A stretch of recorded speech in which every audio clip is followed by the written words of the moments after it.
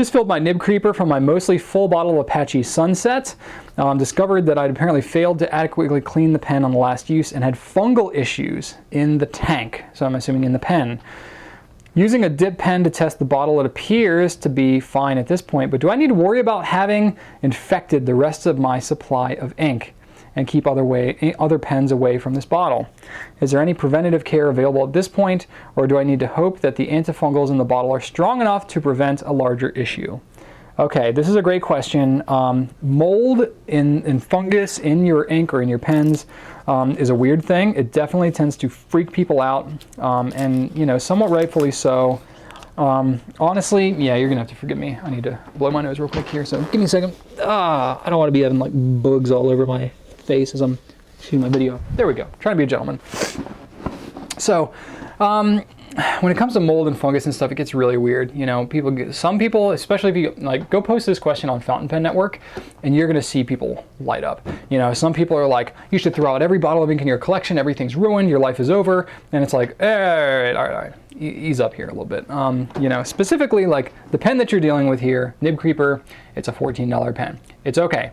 Pull the nib out of your pen and take a bleach solution. So like take some bleach, like 10-20% bleach, put it in water, flush your pen, let it soak in the pen for just a little bit, maybe an hour.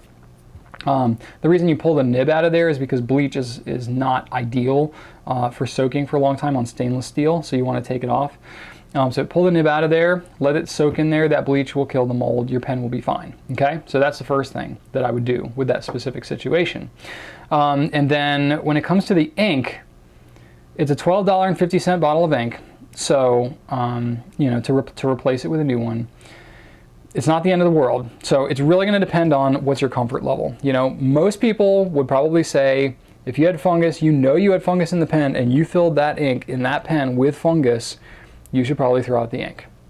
Me personally, it's a judgment call. I would err on the side of you probably should just emotionally consider that ink to be gone.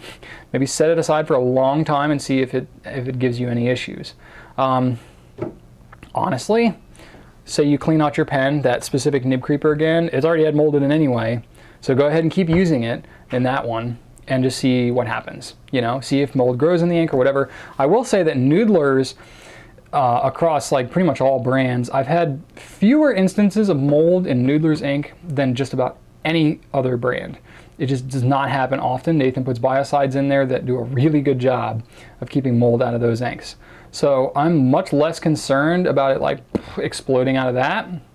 But then again, the fact you had fungus like in your pen and you directly contaminated it, it's hard to say. It's really impossible for me to say what's going to happen to that ink.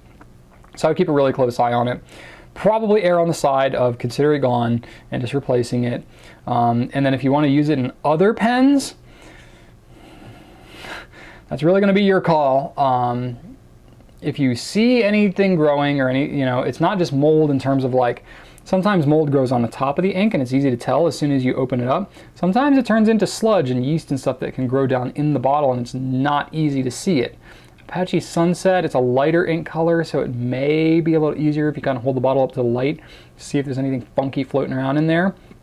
But there may be, I mean, how many different types of mold and stuff are there out there? Like a zillion.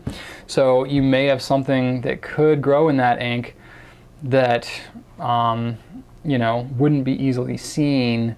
So you could possibly contaminate future pens and so on. I will say that mold in the pens is not all that common, even if it's a pen that you haven't cleaned out in a while. So you may want to, you know, I actually just recently had a situation where we had a customer who had several different actually Noodler's inks even, and various other brands that were all getting contaminated with mold. And it was like, this is weird. Like these inks never have mold. Like it's very strange.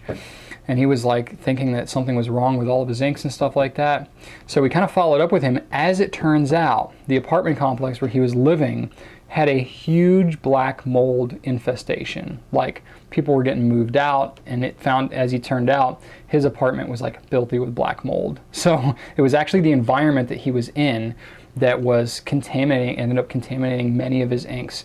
So I hate to be the bearer of bad news, but you may want to check something out, because mold growing in a pen is not all that common. So I may just want to kind of raise some caution to you there to maybe scope out the environment you're in, see if there's anything about the way the pen was stored or where it was stored, or if it was like, I really don't know. I don't have that many details, but that's just a recent kind of experience share I had based on a customer who reached out to us that had kind of a more widespread contamination issue. Ended up being more the living environment that he was in had a lot of mold in it. So you may want to just be on the lookout for that.